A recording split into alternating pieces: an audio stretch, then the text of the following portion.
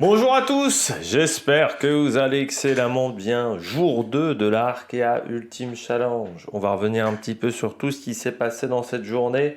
Mais j'ai envie de dire un mot, pas de vent. Et oui, on est tombé dans de la molle aujourd'hui, hein. Ça fait depuis 24 heures que c'est un petit peu compliqué. Et surtout depuis le début de l'après-midi, là où les conditions climatiques sont vraiment pas évidentes pour les différents concurrents qui n'avancent pas. Je dirais que c'est presque Adagio qui s'en sort le mieux pour le moment parce qu'il était dans un système météo un petit peu différent, un petit peu décalé. Il semblerait qu'en plus les prévisions météo, donc enfin les fichiers sur lesquels se basent les routeurs, sont différents de la réalité du terrain. Et donc quelques concurrents ont failli se faire avoir, notamment Adagio, notamment Actual, sur des conditions de vent qui étaient très différentes en fait de ce qui était prévu.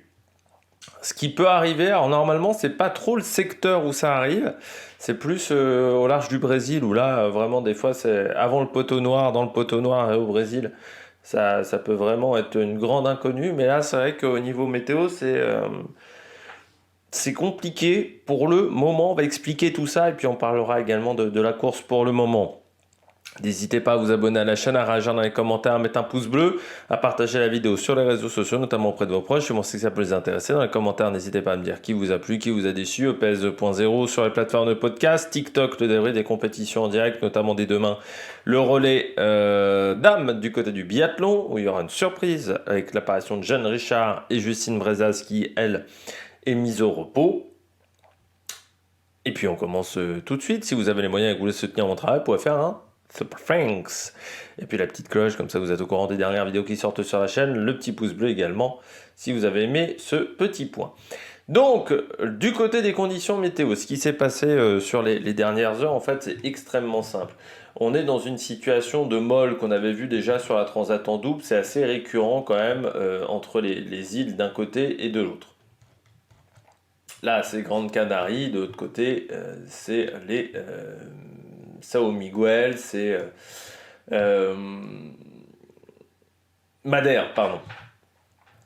Donc vous avez toujours ces deux passages-là.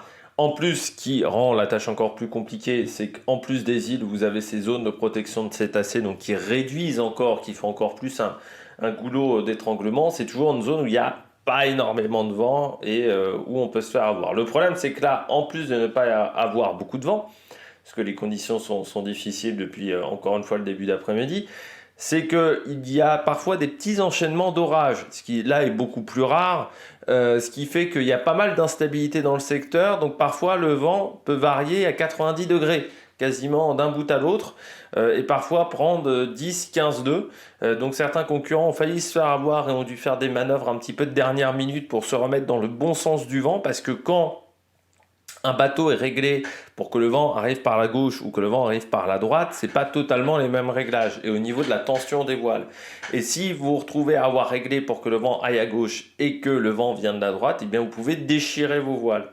Et donc ça serait con de déchirer ces voiles au bout de 2 jours de course, surtout que ça peut vraiment vous handicaper sur la suite de la course. Puis réparer des voiles, c'est pas si facile que ça sur un bateau. Ça peut prendre beaucoup de temps et ça peut vous handicaper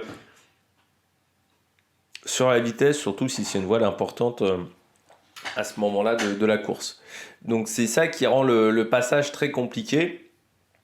Il y a eu des grosses zones de molle, hein. Regardez notamment la vidéo d'Adagio où il est vraiment dans une zone complètement molle où il n'y a pas de vent. Là ça va un peu mieux, mais bon on va voir avec les moyennes qui ne sont pas excellentes.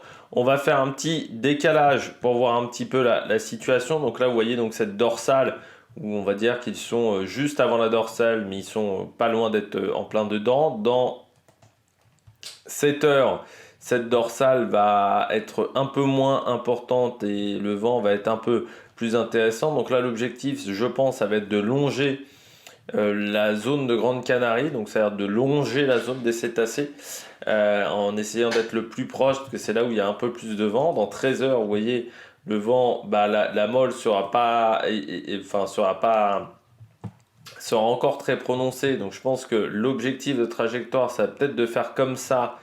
Après, c'est compliqué parce que là, la zone, elle est quand même assez étroite. Soit c'est de retomber complètement dans la molle, mais bon, ça veut dire pas avancer. Donc est-ce qu'il y a certains concurrents qui tenteront de passer là? Ça c'est la grande question. On voit que dans 19 heures, bah là encore, hein, la dorsale elle est très très présente, donc ça veut dire que t'as pas de vitesse dans cette zone-là. Et voilà, vous voyez, hein, la dorsale reste là parce que vous avez cette grosse dépression qui arrive sur l'Espagne dans les heures à venir. Donc ça va pas être évident avec cette dorsale. Soit vous tentez de la franchir en plein dedans, soit vous tentez peut-être cette zone-là, mais ça va pas être évident, et ce qui fait que les moyennes ne sont pas exceptionnelles hein, pour des moyennes de bateau. Comme vous pouvez le voir, les vitesses sur les 24 heures, alors c'est 14 nœuds, c'est pas encore catastrophique, mais pour le bateau de tête sur les 4 dernières heures, on est sur 8 nœuds 9. On est à 8 nœuds pour Edmond Rothschild, à 7,7 pour SVR. Maximum Populaire est à 17, mais c'est éloigné quand même beaucoup de l'orthodromie. Et Actual, il est à 8 nœuds 6, donc ce sont des moyennes extrêmement faibles pour des bateaux de ce type-là. Quand on n'est pas à 20 nœuds, on se traîne hein, avec ces bateaux-là. Donc vraiment, là, c'est des conditions sans vent et pas évidentes. Et du côté d'Adagio, on remonte. Pourquoi on remonte? Parce que lui, il avance à 20 nœuds sur les 4 dernières heures, 16 nœuds 7 sur les 24 dernières heures. Donc ça veut dire que ses moyennes commencent à être supérieures à celles de ses petits copains.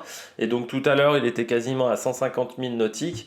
Désormais, il n'est plus qu'à 129 000 nautiques. Donc c'est vraiment une moyenne très intéressante pour lui. Donc il y a une vraie bagarre là pour le moment au niveau de cette course. Mais ouais, demain, on devrait se retrouver encore dans une situation avec peu de vent.